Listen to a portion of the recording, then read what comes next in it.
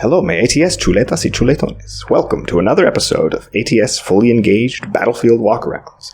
Today we're going to look at the module Lomo Chuleta, Pork Chop Hill. If you didn't get those jokes, I'm sorry. Trust me, they're funny.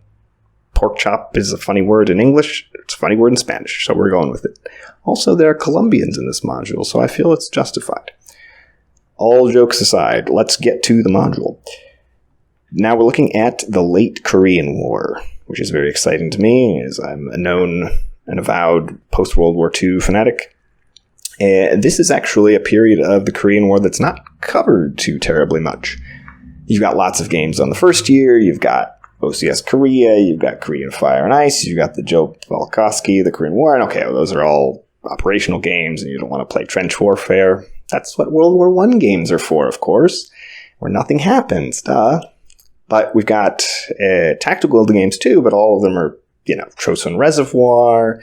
You got the stuff on the Pusan Perimeter. It's almost all at the beginning of the war.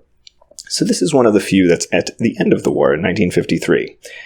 Now, are you fighting for anything that matters? I mean, not really. That's what the movie was about. That's why there's a module, because there was a movie. See, there's Gregory Peck, I guess. I can't really tell, but we'll say it's him.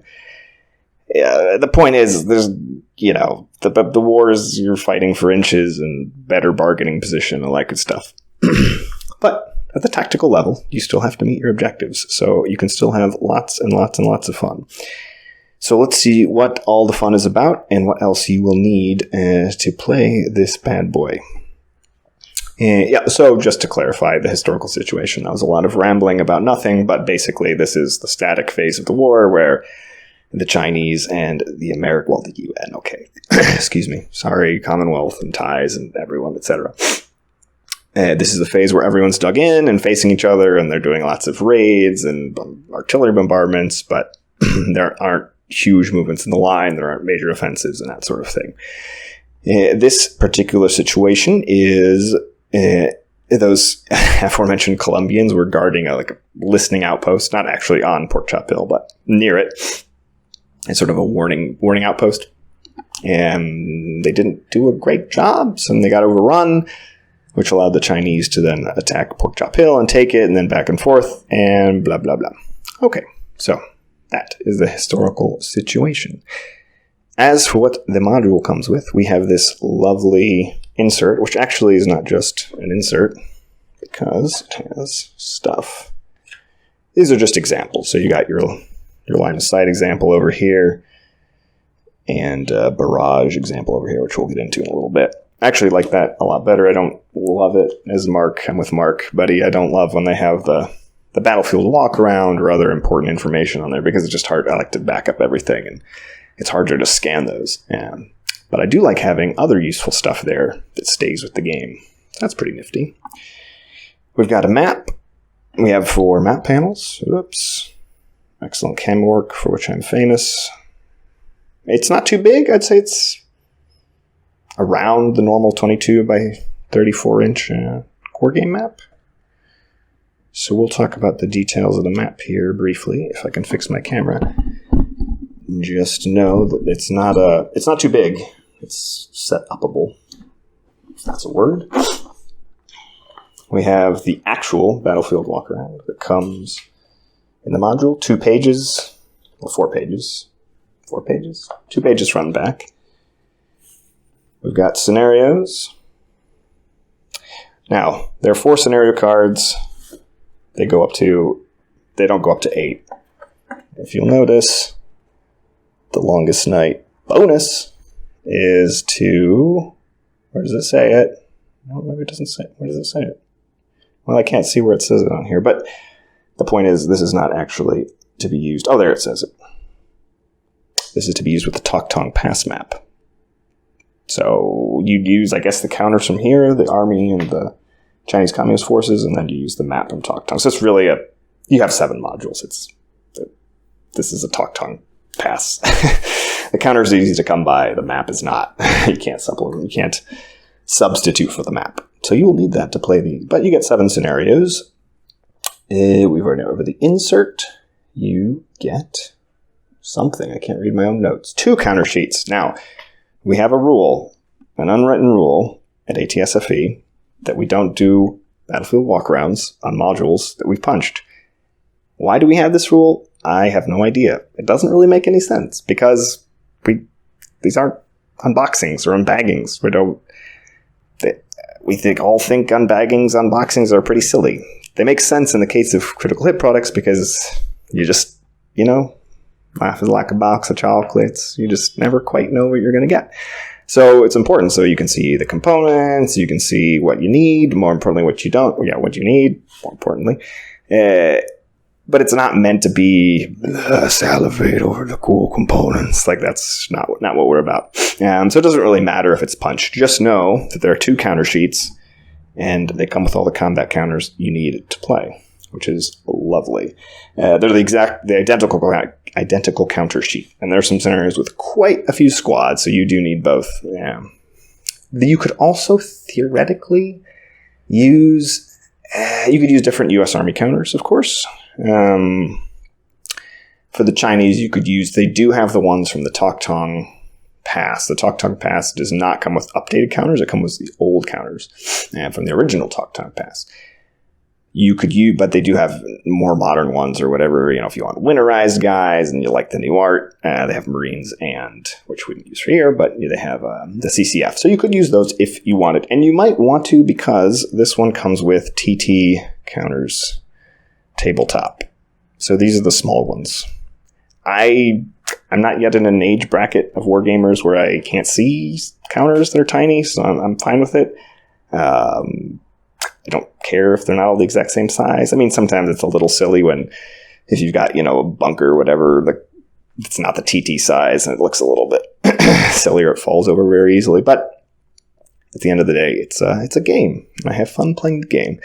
But if you're a stickler for having consistent counter sizes and you don't like the TTs, then, this is not the module for you. So here we have a CCF Squad as shown. If I can get that to focus, probably not. But that's okay because we already showed it. We got a grenade squad. Oh man, I'm having a hard time. There we go. Beautiful. We've got just normal U.S. Army. 667. So I'm not sure what other module those would come in or what counter sheet, but I'm sure someone in the comments can put it if someone is really interested. For cool stuff, we've got badass planes, an F-84E with some big bombs and a big machine gun, really big machine gun. And also, speaking of which, we've got an AA gun, but a good AA gun, not one of those like 37 millimeters. This is beefy. Very beefy. Two rate of fire with a 30 gunfire factor deal. And then APCs. So that's a different APC. I don't think that's a common one. So you might actually need this one. You might not be able to replace it because it might not come anywhere else. But then again, it might. Who knows? So yeah, that's it for cool counters. We also have this U barrage counter, which we'll talk about when we get to to mark a different type of barrage when we get to the special rules in the module. There are no FE cards because there are no FEs in this module. Just APCs and some heavy weapons and lots of infantry. Now let's take a look at the map since we're looking at nothing right now. There's the eponymous. Not sure if I've ever said that word out loud. Pork Chop Hill. I mean, I've eaten a lot of pork chops in my day. I'm not really sure that looks like a pork chop, but maybe I just didn't line up the map right. Oh no, it doesn't even line up over anything. Oh yeah, it does. You got streams. You got some Razorback ridges somewhere. Well, they're here. Trust me. There they are. It's hard to see without zooming in more. You got bigger bodies of rivers or whatever. They're fords, but these are all shallow. So the fords would only matter for the APCs, not for the infantry. You got a couple buildings, I don't see too much action, but they could potentially matter. The first few scenarios take place kind of over here, and then all the rest take place more over here with attacks from different spots. Sometimes the U.S. comes in off this hill. Sometimes they come in over here. It's a little bit of everything all over the place. You got some blasted tree stumps, which are going to be really tough to see. Oh, there you go, like in Q15 and N15. And like a bunch of little pinpricks. I probably knew at one time what they did when I wrote my notes, but been too long, so I have no idea. You can't put like entrenchments or something like that, and they might be obscuring. Maybe.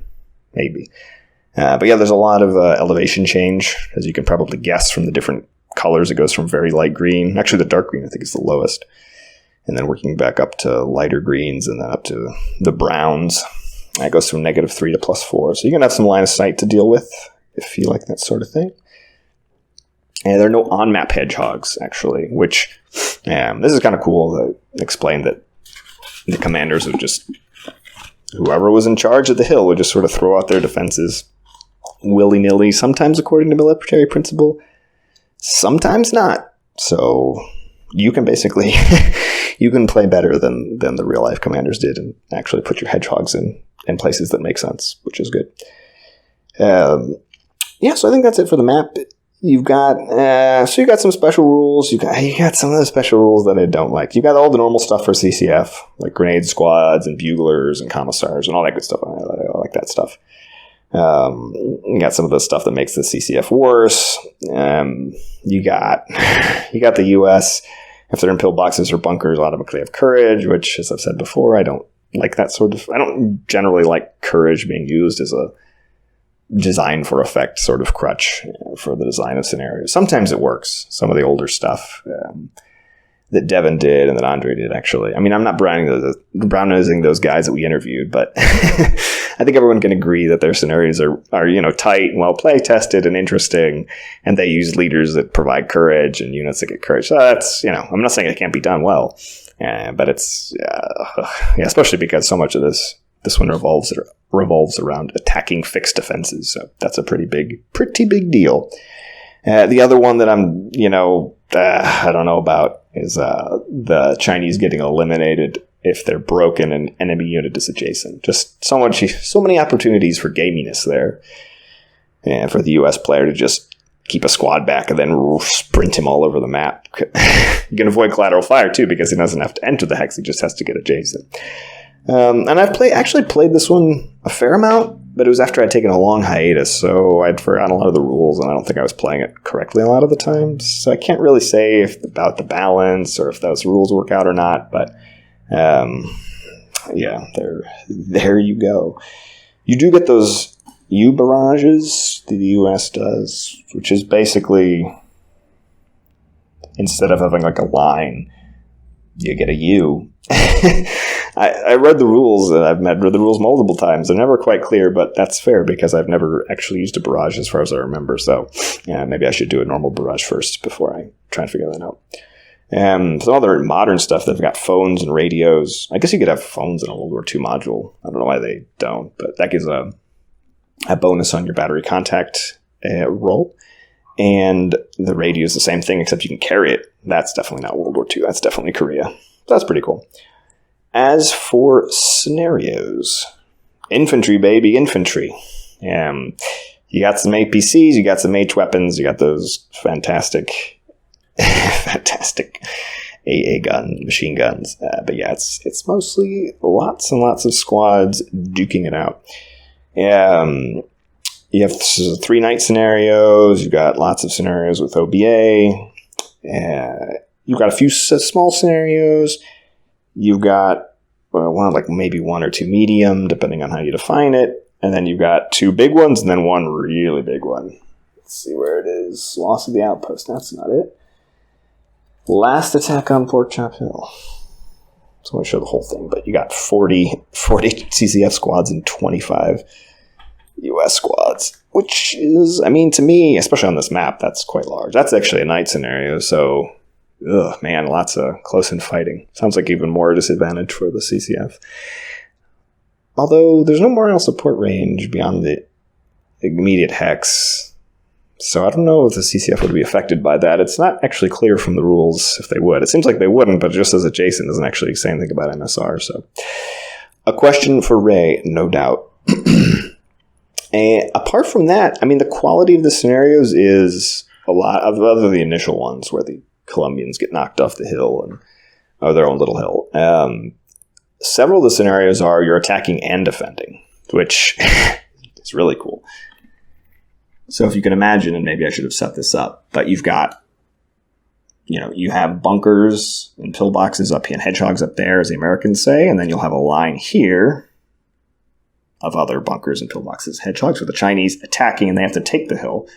And then down here, you'll have U.S. units coming in and APCs coming up the roads, and they're trying to attack. And so it's very Caesar attacking the Gaelic town, however you say that word. Well, he's laying siege and towards it, but then he also has to build defenses to combat the people who are coming to try to relieve the siege. So there's a couple scenarios like that, and that's probably one of my favorite scenarios in ATS. Is one of those. Like I said, that was after a long hiatus. So I wouldn't want to review this product or say anything about balance, but fun is definitely to be had. So that is Pork Chop Hill. If you have any questions, put them in the comments. As always, come check us out on Discord, on our blog, on our podcast, and happy ATSing.